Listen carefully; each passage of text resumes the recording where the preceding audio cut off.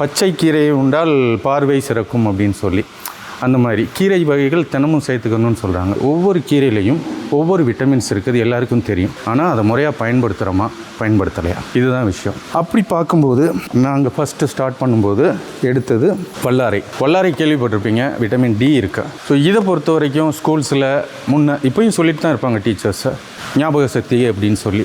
ஆனால் அதை முறையாக வாங்கி செய்கிறதுக்கு கூட நேரம் இருக்கும், இருந்தாலும் குழந்தைங்க சாப்பிட மாட்டாங்க. அந்த விதத்தில் நாங்கள் எடுத்துக்கிட்டது வல்லாரை, முருங்கை, அந்த கீரையிலேருந்து லட்டு பண்ணுறது. இதில் ஒரு ஸ்பெஷாலிட்டி என்ன அப்படின்னா 100% கருப்பட்டியில் மட்டுமே பண்ணுறோம். கருப்பட்டி, நெய் மட்டும்தான், ஜீனி ஆட் பண்ணுறதில்ல. சமீபத்தில் ஒரு இடத்துல நான் பேசும்போது ஒரு நண்பர் சொன்னார், 21 நாள் எந்த ஒரு விஷயத்தையும் நம்ம விட்டுட்டோம் அப்படின்னா அது தொடராதுன்றது. அது எல்லாருக்கும் தெரியும், எல்லாரும் கேள்விப்பட்டிருப்பீங்க. அதே தான் சீனினால என்னென்ன நன்மைகள் இருக்குது அப்படிங்கிறது யாரும் சொல்லியிருக்க மாட்டாங்க. இருந்தாலும் அதிகபட்சமாக நம்ம உபயோகப்படுத்துறது சீனி.